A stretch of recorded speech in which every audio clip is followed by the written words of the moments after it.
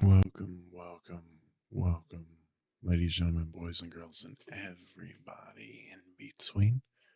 Jake's Got a Sports Show, and you are tuning in to that very sports show. How you doing? How's your week been? If you haven't tuned in the past couple episodes, got a little bit of an episode for you today. We got some NFL news stories coming out. We got me ranking the top 10 teams in the NFL at the mid-season mark because it's pretty much the mid-season, a little bit after. But we're going to do that. Got the college football playoff rankings that came out last night, including some stories coming out of college football. So we're just going to jump right into it. It is 2 in the morning, so I'm going to try to be as quiet as possible. Going to do the house cleaning at the end of the show. However, I got to tell you to like, rate, and share the show. Rate it, please. Amazon Music, Spotify, wherever you are. It doesn't have to be. Yeah, you can leave a bad review, but give me at least 4 stars. 4 stars. Promise. Okay? You can have the bad review. Let me know what a piece of nothing I am. Trying to curse less. Let me know how bad I am, but give me 4 stars. And then share. Share on all platforms you have. And like I always say, you get approached at work, you get approached at school, you get approached in a store, and they're like, yo, I know you got the hookup. This be kind of weird in a store, but I know you got the hookup. You look like a guy. You look like a girl. You look like someone in between that likes sports. They got the good sports shows. What sports show should I tune into? Then you tell them. Jackie's got a sports show. Tune in to that sports show. All right, before we get into the stories, I want to talk about something. So on TikTok, I came across a video, came across a speech that I haven't come across in a while. If you haven't listened to the speech, it's a really good speech by Nick Saban. As much credit as I don't want to give Nick Saban being a Tennessee fan. um, Nick Saban was talking about Henry Ruggs. And more importantly, he was talking about the Henry Ruggs situation while giving a speech about leadership. Now, I don't know who he was giving the speech to about leadership to, but he was giving a speech about leadership. And his message has been not caught by more people than I think shouldn't have caught it. If I said that properly. I'm trying not to curse. I'm trying to talk more eloquently. Still not working because I'm still dumb. But he was basically saying how Henry Ruggs was out drinking 3 in the morning, 2, 3 in the morning with his girlfriend and his buddies. Now, one of his buddies were to take his keys from him, not allowed him to go out driving while drunk. He stated it like he probably would have looked down upon you. He would have probably caught a lot of choice words from him. But it's worth it for not allowing him to make that mistake. And the reason I want to talk about this is a lot of people are taking that as Nick Saban trying to shift all blame from Henry Ruggs' shoulders when that's just not the case. He's trying to make a point on being a good friend. And I want to talk about this because I got into a conversation with a guy. Random guy on TikTok, I know. Not supposed to be doing that, but I wanted to have the conversation because he thought the point was to shift all the blame. And I was talking with this guy, and I was saying, as a friend, as a brother, as a partner, whatever relationship, it is your obligation and your responsibility to keep your friends from doing dumb shit. That's, you signed up for that. And he was like, well, like, I can't mess with anybody's lives. Why wouldn't he help your friend, your brother, your partner, your whoever? If you could prevent them from making a very stupid decision, why would you not help them not make a very stupid decision? Does that mean, like in that situation, if you're out with a bunch of buddies, you've been drinking, and your buddy is clearly wasted and he goes and grabs his keys, go grab his fucking keys. I said I wasn't going to try to curse. Go grab his keys. Does it mean when I say it is your responsibility and your obligation to go grab his keys, am I saying he's not a moron for picking up his keys? Am I saying that he would not be at all responsible if he left the house and, went and hit somebody and killed some people? Absolutely not. No, that'd be on him. No, that would be him being a moron. And that's a moronic decision that he's making. However, you do have some responsibility because, like I said, you are obligated to keep your friends from doing dumb shit like that. You just are. That's what you signed up for when you became friends. If you think that's not fair, that's tough. And if you're okay with just being like he said, well, you can be friends with someone and not affect their decisions. You're not a good friend. You're not a good friend. If you don't talk with your friend, because he tried to make the point, well, if someone was smoking crack in your family, would you like feel responsible for them smoking crack, or would you like, is that on them? If they were smoking crack and I knew they were smoking crack and they tried to smoke crack around me, I'd rip the pipe from their hand. I would talk to them about why. Why are you smoking crack? Why are you smoking crack? What are we doing? It's a dumb thing. It's detrimental. That's what I would do. Why? Because I care about them. If you aren't the kind of person to step in when your friend's making a dumb decision, you're either a moron yourself or you're not a good friend. Probably both. Probably both. If you don't have the balls or the vagina or I don't know, you're some sexist. You're some sexist alien, right? No, you're some sexist alien. I don't care. If you don't have the gall to go up to your friend and keep them from doing something stupid, I'm not saying you have to like blow them. I'm really trying not to be vulgar. I'm not saying you have to like hype them up. Say like, oh yeah, no, that wasn't a dumb decision at all. We just can't be doing. No, smack. I talked to my wife about this. She will gladly smack the keys out of your hand and get in your face and wow, that's a little wild. She'll start shouting, like, what are you doing? What are you thinking? Why are you being so dumb? That's what you say as a responsible friend that cares about your friend. You're the kind of person that's like, no, I wouldn't do that because I wouldn't get in people's lives and business. You're not a good friend. You're not a good friend. I'm sorry to tell you. And if you think it's not fair that you as a friend are obligated to help your friend out like that, I don't know why, but if you do, tough. If you don't like it, you're a bad friend.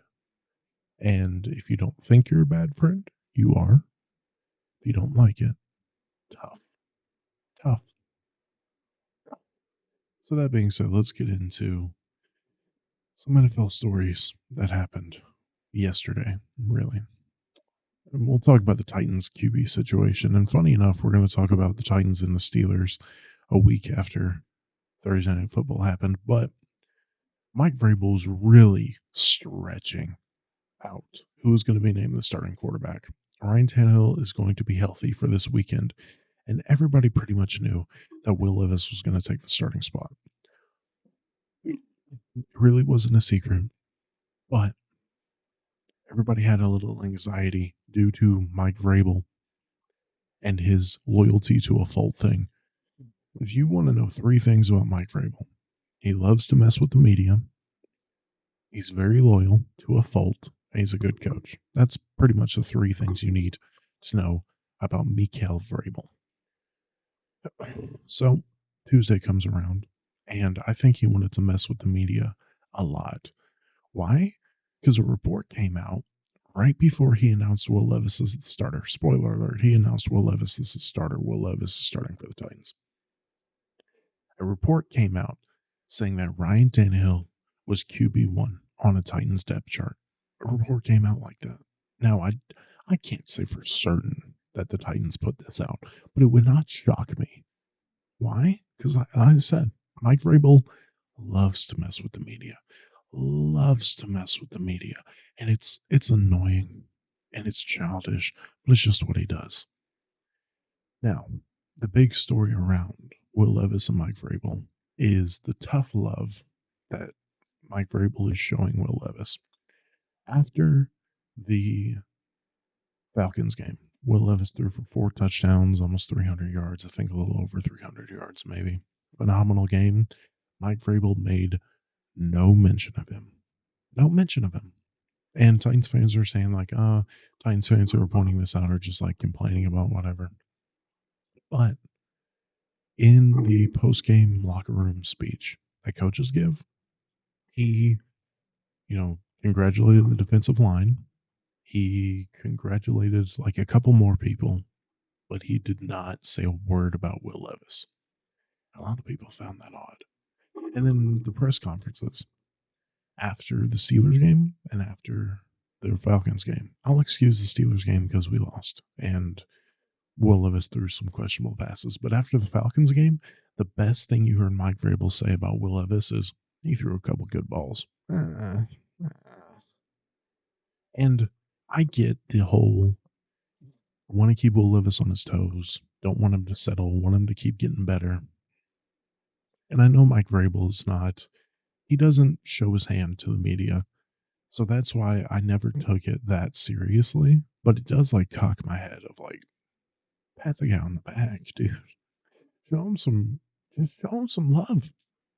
I don't even, after the game when Will Levis was going back to the locker room, Mike just shook his hand, tapped him on the back, and then looked like he was scolding him. And you're like, what are you doing? What are you doing? Some Titans fans are saying he's taking it too far. Some Titans fans are saying that it's not until, if he came out and said, oh, yeah, Ryan Tannehill's the starter, then it'd be like, what are we talking about? You see, if I record this thing early in the morning, I sound completely dead. But if I record it now, I just start yawning. So we're going to get through before I can yawn that much. I just want to say I'm not a big fan of the tough love approach, but I don't look too heavily into it because I know who Mike Vrabel is. Mike Vrabel's not going to show his hand. And just because he's not going into the media and talking about Will Levis like he's the best thing since sliced bread, just because he's not doing that doesn't mean he's not giving him love behind the scenes. I want to talk about a certain point that a talking head at FS1 made.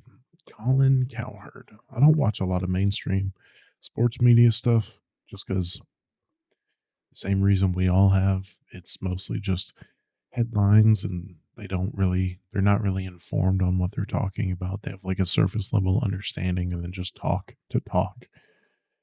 I do for some of that. I can't lie. But Colin Cowherd,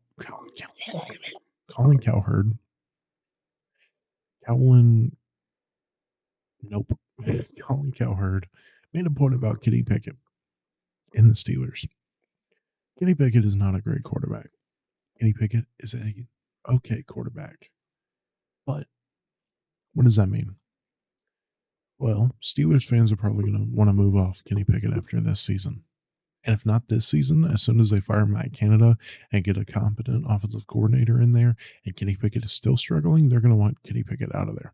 The problem is, what is the one thing the Steelers don't like? What is the one thing the Steelers really don't like? Change. In the past, I believe since the 60s, they've had 3 head coaches. 3. Chuck Noll, Mike Tomlin, and the guy in between that I always forget the name of. 3 head coaches.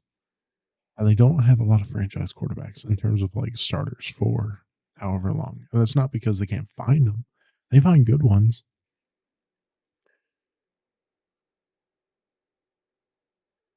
I just completely they find their guy and they stick to him for a while. That's just how the Steelers are. Especially with Kenny Pickett. The story of Kenny Pickett being the quarterback for the Pittsburg Panthers, playing in Heinz Stadium. It's still Heinz Stadium. Playing in Heinz Stadium, getting drafted to the Steelers. If Kenny Pickett develops into an okay quarterback, I don't see the Steelers moving off of him. I see them just, making an excuse to pay him a little less than the big franchise guys like the Patrick Mahomes, the Herberts, the Burrows, not paying him as much, which they shouldn't, and just building a great team around him. Now, will that work? I'm not sure.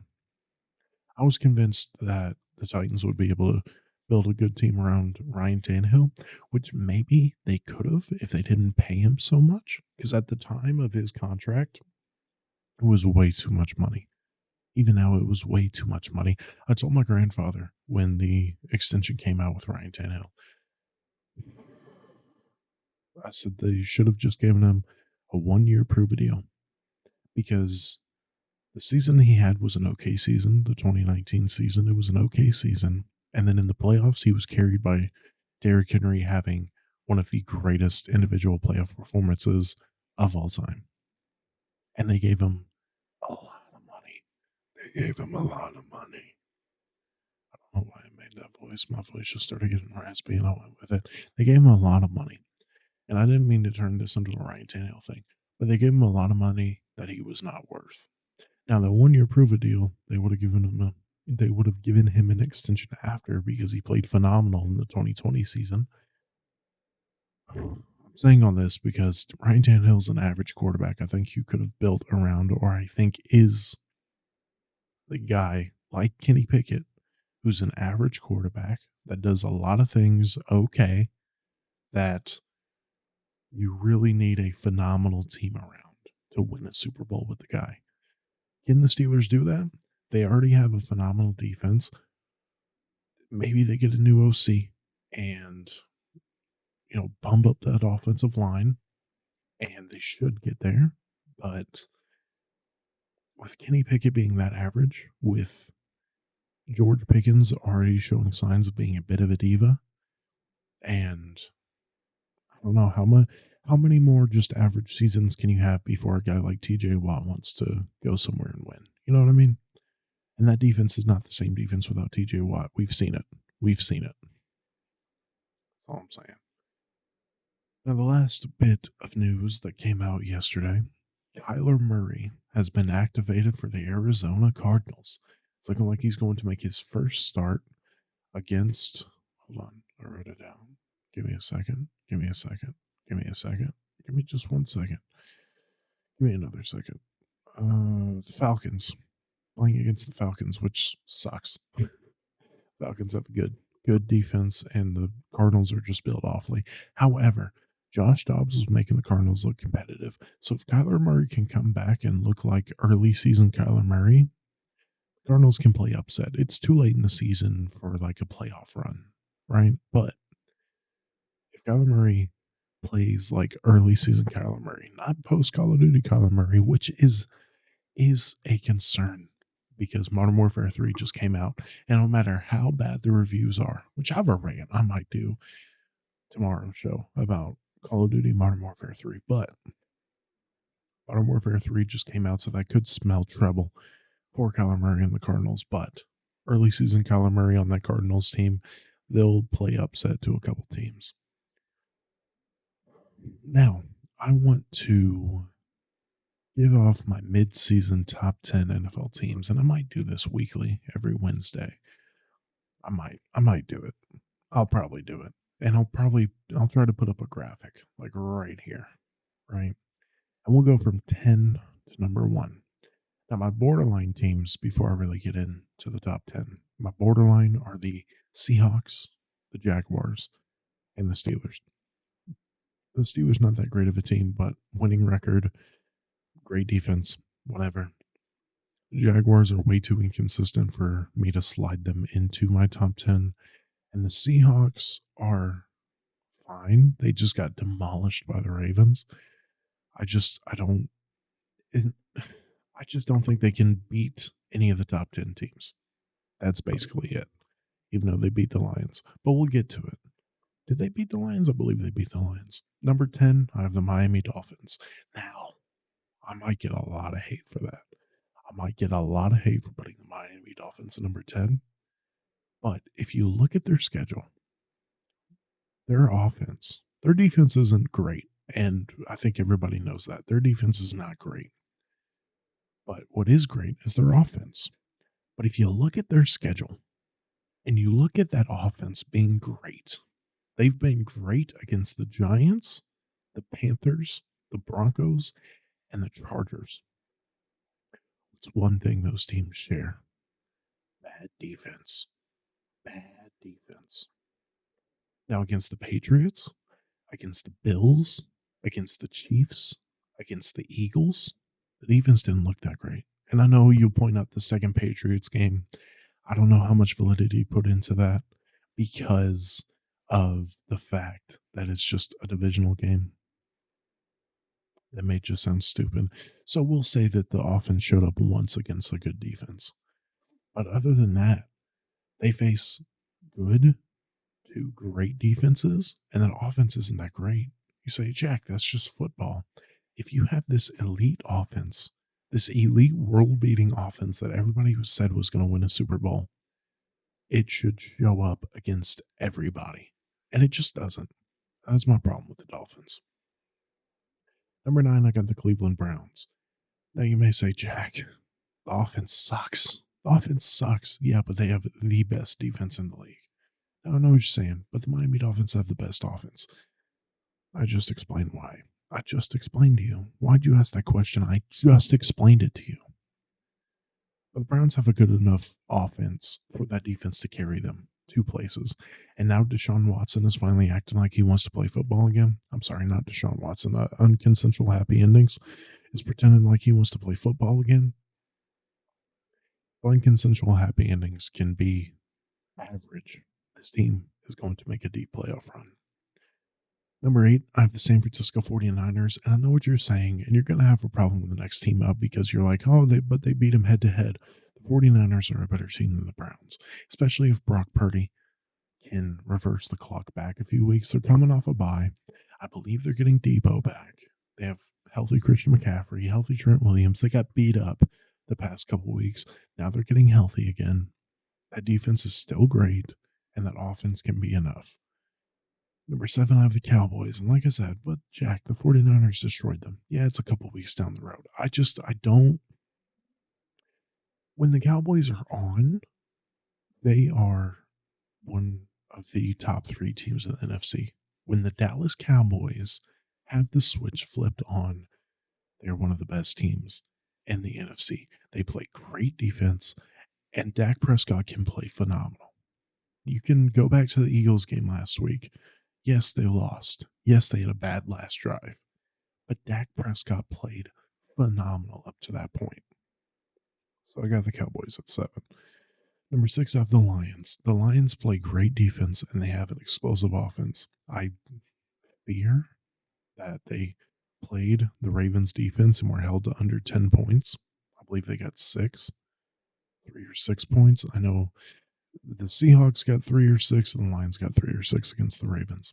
But that's just how good the Ravens are. This Lions team is a very, very good team who can make the NFC Championship.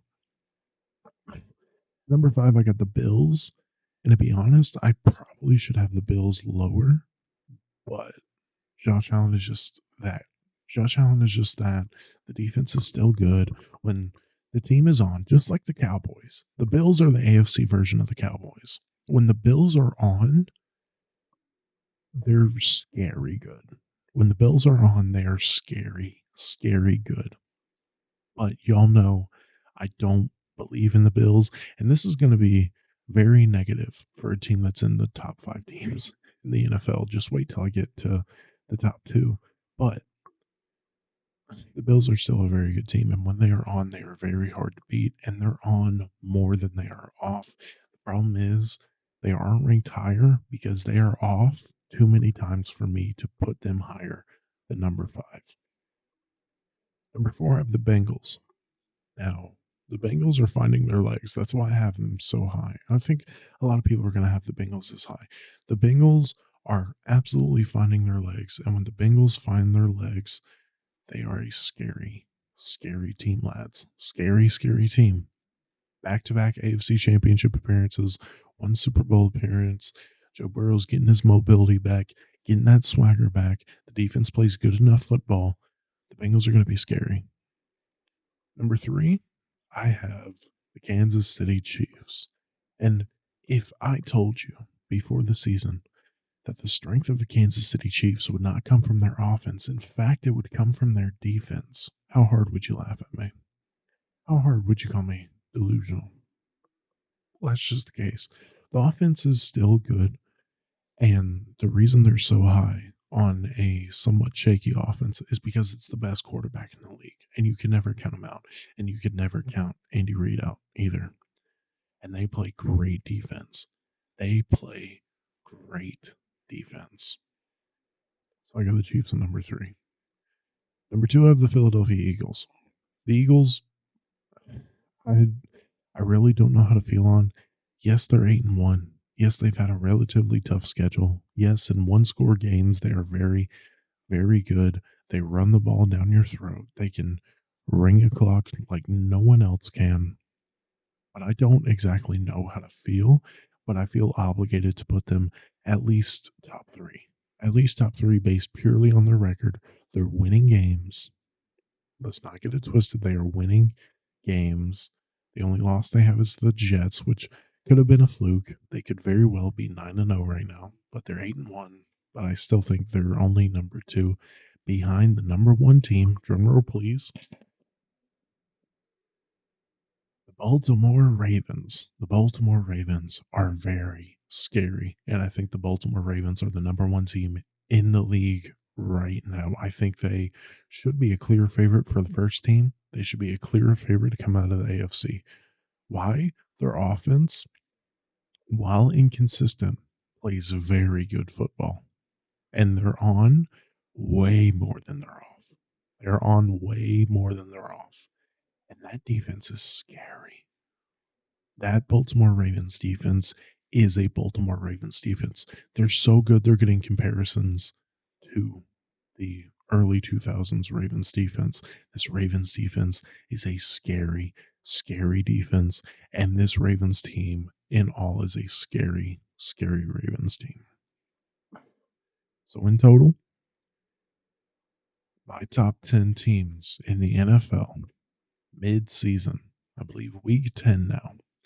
Number 1, the Baltimore Ravens. Number 2, the Philadelphia Eagles. Number 3, the Kansas City Chiefs. Number 4, the Cincinnati Bengals. Number 5, the Buffalo Bills. Number 6, the Detroit Lions. Number 7, the Dallas Cowboys. Number 8, the San Francisco 49ers. Number 9, the Cleveland Browns. And number 10, the Miami Dolphins, with my honorable mentions being the Seahawks, the Jaguars, and the Steelers. So let's move on to college football before we get out of here. And before we talk about the playoff ranking, let's just talk about the stories that have come out. Firstly, USC has fired defensive coordinator Alex Grinch. Apparently, Lincoln Riley came out and said Alex Grinch came in and at Oklahoma and at USC, our identity was the defense, and we won a lot of games because the defense put us in position. Alex Riley seems to be a close friend of Lincoln Riley. Alex Grinch seems to be a close friend of Lincoln Riley. Why? He was putting bad defenses onto the field, and not only did he get hired at Oklahoma, he followed Lincoln Riley to USC. Obviously, this guy is close with Lincoln Riley, so I don't expect anything less out of Lincoln Riley. But USC fans have to be rejoicing, because oh my God, this guy's put bad defense after bad defense after bad defense onto the field for both Oklahoma and USC. Now, is USC's defensive problems going to be fixed immediately because Alex Grinch is there? I don't know. They're probably losing Caleb Williams to the draft, so I don't think that offense is going to be as explosive. So the future for USC doesn't seem that great. Doesn't seem that great, but we'll see who USC decides to hire this coming up off season. But rejoice, my friends, rejoice, because Alex Grinch is gone from USC. Now let's briefly go over the Michigan allegations.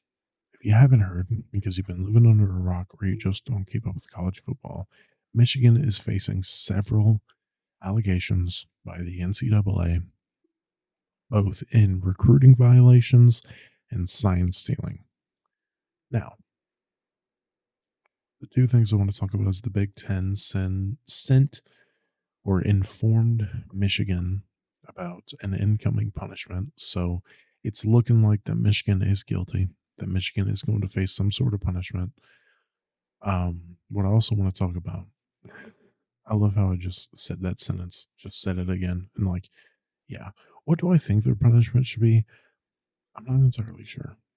Just because I haven't really, I know SMU had a huge thing, and I believe they lost the ability, like they lost some scholarships. That's probably what's going to happen. Is Michigan isn't going to be able to give out as many scholarships this next year. Um, and that seems like a fair punishment. I'm not into because like in the NFL you take away draft picks. That seems fair. In in college football, I guess not as many scholarships is like cool. Maybe don't let them in a bowl game next year. I don't know. Speaking of that, though, Stephen A. Smith said the NCAA should hold Michigan from the playoffs, should not allow them in the playoffs this season. Here's my thing, it's too late in the season to be doing something like that. Michigan is still a really good football team, even without the cheating. They're still one of the best teams in the country, even without the cheating. And if they win the national championship, you can put an asterisk on it, right? Just like everybody had suspicions of the Astros cheating and they went and won a World Series and then they got punished the season after. I believe that's what happened, the trash can thing. That feels like the logical thing to happen. But since there hasn't been any like, oh yeah, no, Michigan did this is going to be their punishment, I don't think that holding them from the playoffs is justified. But if they do go on to win the national championship, which is a very real possibility, this Michigan football team is a very good football team. I gotta end this quick because my computer is running out of battery. This Michigan is, if you want to, put an asterisk next to their thing, go on ahead. Now, real quickly, college football ranking, college football playoff ranking, 1 to 10 in this order: Ohio State, Georgia, Michigan, Florida State, Washington, Oregon, Texas, Bama, Ole Miss, and Penn State. I don't have a lot to say. I still think Washington should be in above Florida State. They have a very tough matchup against Utah this week. And yeah, I was going to mention how I don't think Ole Miss should be above Penn State, but someone did point out to me that Ole Miss still has a couple of ranked wins more than Penn State and probably has had a tougher schedule than Penn State.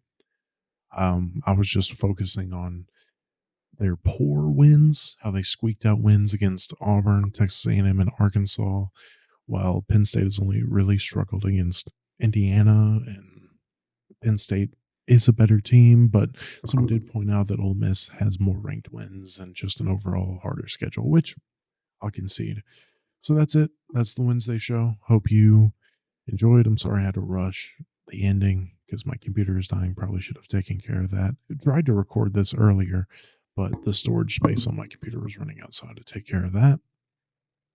Like, rate, and share the show, as I said. Follow me on Twitter at JJester615. Follow the show's Twitter at Jackie's Show. Follow the TikTok at Jackie Boy Sports, and then email me questions, comments, concerns, whatever you want to do. oldjackieboy1021 at gmail.com. That is OLE JackieBoy1021 at gmail.com. I love you. Thank you for tuning in. I will see you tomorrow for the NFL prediction show. All the kisses, my